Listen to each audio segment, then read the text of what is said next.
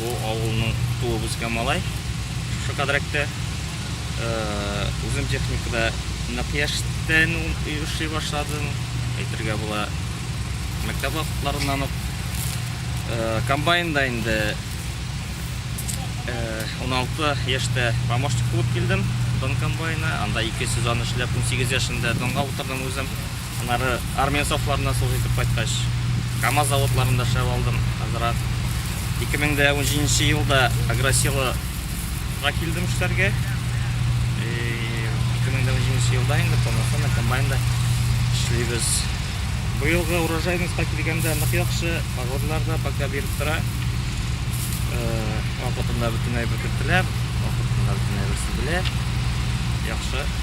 Минем үзебезнең коллективка инде шулай ук бердәм ярдәм булып калсыннар дип телим инде.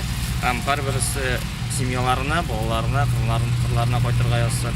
Исән-сау имин генә алырга язсын шушы мул икмәләрне. Һәм Бар кахырында шулай шушындай коллектив белән эшләрләр.